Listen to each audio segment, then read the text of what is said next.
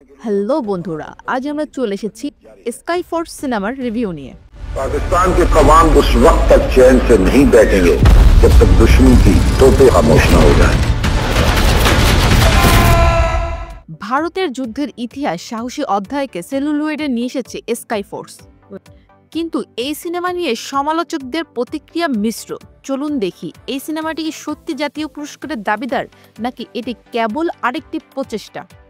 তবে বলে রাখি, ট্রেইলার দেখে যারা ভেবেছেন সিনেমাটি ঋত্বিক রোশনের ফাইটারের কপি, তারা নড়ে বসুন।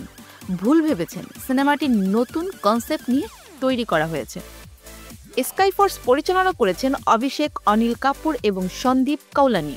ছবিতে অভিনয় করেছেন অক্ষয় কুমার, নবাগত বীর পাহাড়িয়া, সারা আলী খান এবং নিমরত কৌর।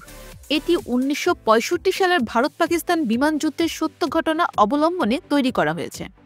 অক্ষয় কুমার তার উইং কমান্ডো ওম আহুজার চরিত্র অনবদ্য। তার অভিজ্ঞতা এবং আবেগ একত্রিত হয়ে চরিত্রটি দর্শকের মনে গভীর প্রভাব ফেলে।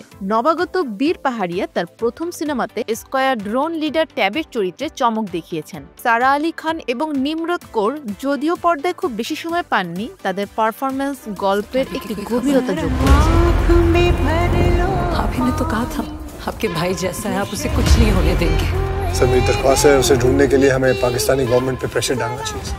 ছবির মূল আকর্ষণের ছিল বিমানের যুদ্ধের দৃশ্যগুলো। ভিজুয়াল ইফেক্টস, ক্যামেরার কাজ, ব্যাকগ্রাউন্ড স্কোর, মিউজিক দর্শকদের মুগ্ধ করেছে। তবে কিছু সমালোচক মনে করেন গল্পের গতি আরও সাবলীল হতে পারত এবং চরিত্রগুলোর গভীরতা কিছুটা ঘাটতি রয়েছে। কেউ ছবিটির দেশপ্রেম এবং অ্যাকশনের দৃশ্যের প্রশংসা করেছেন, আবার কেউ কেউ মনে করেন এটি আরও ভালোভাবে উপস্থাপনা করা যেত।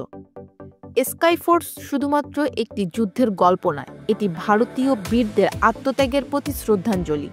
যদিও ছবিটি জাতীয় পুরস্কারের যোগ্য বলে মনে হতে পারে, মিশ্র প্রতিক্রিয়া এটি একটি বিতর্কের বিষয়বস্তু করে তুলেছে। মানে ছবিটি জাতীয় পুরস্কার পাবে কি পাবে না এমন বিতর্ক চলছে সিনেপাড়ায়।